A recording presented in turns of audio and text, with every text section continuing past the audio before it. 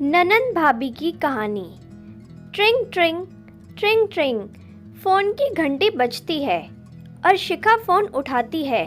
Hello, कौन? सामने phone पर शिखा की भाभी रिद्धि थी। शिखा और रिद्धि ननंद भाभी कम दोस्त ज़्यादा थीं। रिद्धि ने फ़ोन पर कहा, शिखा, मैं कल तुम्हारे घर आ रही हूँ। तुम हमेशा शिकायत करती थी ना भाभी आप मेरे घर नहीं आती हो, इस बार पक्का आ रही हूँ। इधर फ़ोन पर शिखा भी बहुत खुश हुई और खिलखिलाते हुए चहकने लगती है और कहती है, सच्ची भाभी? तब रिद्धि ने कहा, हाँ भाई हाँ, सच्ची। और दोनों फ़ोन रख देती हैं।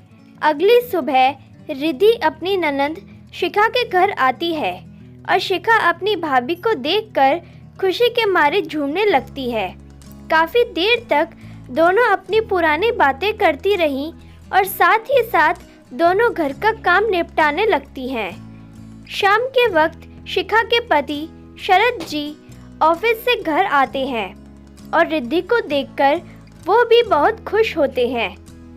रिद्धि और शरद भी एक दूसरे से बात कर ही रहे होते हैं कि शरद को देखते ही शिखा के चेहरे का नूर उड़ जाता है।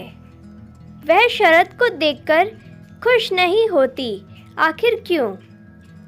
रात में सभी लोग डिनर खत्म करके सोने की तैयारी करते हैं। थोड़ी देर बाद शरद जी अपने दूसरे कमरे में चले जाते हैं। शिखा और रिद्धि दूसरे कमरे में। ऐसा ही काम लगभग दूसरे दिन भी चलता रहा। रिद्धि ने दूसरे दिन भी शरद और शिखा को अलग अलग कमरे में जाते हुए देखा। तब रिद्धि को लगा कि शायद मैं घर पर हूँ, इसीलिए शरद जी अपना बेडरूम छोड़कर दूसरे कमरे में सोने चले जाते हैं। इस बार रिद्धि शिखा के घर काफ़ी दिनों के लिए आई हुई थी। इस दौरान रिद्धि ने देखा कि शिखा शरद जी से ज़्यादा बात भी नहीं करती, पर क्यों?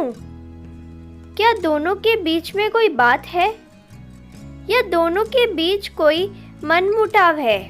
रिद्धि ने शिखा और शरद के रिश्ते के बीच के तनाव को अच्छी तरह से भांप लिया था और एक दिन रिद्धि ने शिखा से पूछ ही लिया, शिखा, तुम्हारे और शरद के बीच में सब कुछ ठीक चल रहा है ना?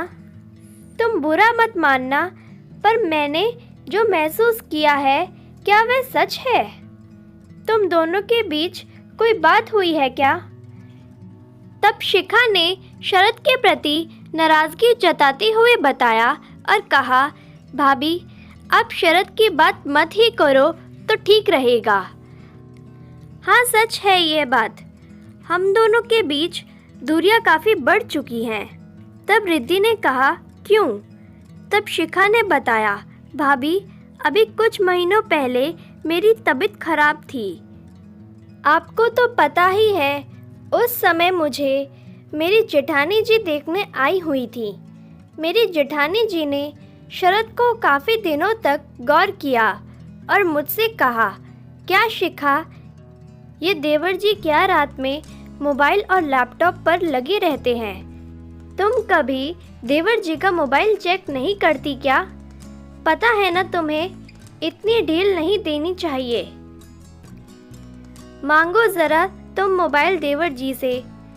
तब मैंने जेठानी जी की बात सुनकर शरद से मोबाइल मांगा और शरद ने तुरंत ही मुझे मोबाइल का पासवर्ड खोलकर दे दिया और मैंने शरद का मोबाइल देखना शुरू कर दिया। तब तक सब कुछ ठीक था, लेकिन उसके बाद जेठानी जी ने फिर मुझसे कहा कि शिखा, तुम देवर जी के मोबाइल का पासवर्ड नहीं जानती क्या? पर क्यों? ये तो सरासर तुमसे चोरी हुई ना। आखिर तुम दोनों के रिश्ते के बीच ये मोबाइल में पासवर्ड क्यों? तब मैंने जेठानी जी से कहा, दीदी, इसकी कभी ज़रूरत ही नहीं हुई, क्योंकि जब भी मैं शरद से मोबाइल मांगती हूँ वो मुझे तुरंत ही पासवर्ड खोलकर दे देते हैं। वो मुझसे कभी कुछ नहीं छुपाते। तब जेठानी जी ने मेरी बातों को सुनकर फिर मुझसे कहा, तुम उनकी पत्नी हो, तुम्हें भी शरद के मोबाइल का पासवर्ड पता होना चाहिए। बात तो दीदी की भी सच थी ना भाभी।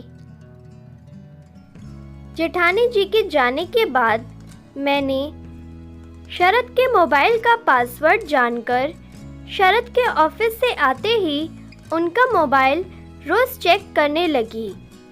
और एक दिन शरद को काफ़ी गुस्सा आ गया और गुस्से में उन्होंने मुझसे कहा, शिखा तुम मुझ पर शक करने लगी हो, तभी रोज़ मेरे ऑफिस से आते ही मेरा मोबाइल चेक करती हो। मैं कभी तुम्हारा मोबाइल चेक नहीं करता, मैं कभी तुम पर शक नहीं करता।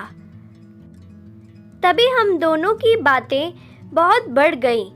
तब से ना मैं शरद से बात करती हूँ और ना शरद मुझसे।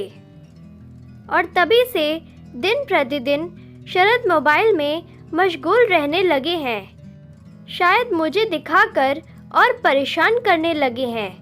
इतना सब सुनने के बाद रिद्धि ने शिखा को समझाया कि शिखा, यूं ही कभी भी किसी के कहने पर शक की भ्रांति मत पाला करो। और तुम्हारी जेठानी तो स्वभाव से ही शकीली है। उन्होंने तुम्हारे अंदर शक का बीज बो दिया और बढ़ते हुए वक्त के साथ तुम्हारी बढ़ती हुई शंकाओं के साथ ही वह शक का बीज भी अंकुरित हो गया और तुम्हारे अंदर इस कदर बढ़ गया कि तुमने अपने ही खुशियों में आग लगा ली और शरद ने तुम्हें टाइम देना बंद कर दिया। सोचो शिखा, अगर शरद तुम्हारे साथ ऐसा ही करते तब तुम क्या करती? रिद्धि की बातें खत्म होने के बाद शिखा ने रिद्धि की एक एक बात पर गौर किया। गौर करते हुए अपने पहले के पलों में खो जाती है। उसे वो सारे पल याद आने लगते हैं जब शरद शिखा को टाइम देते थे। शायद मेरी ही गलती है, मैंने ही अपने और शरद के रिश्ते के बीच तनाव पैदा किया है। शायद ठीक ही कह रही थी भाभी। शरद ने कभी मुझ पर शक नहीं किया, फिर मैं क्यों मैं किसी के शक के जाल में फंस गई।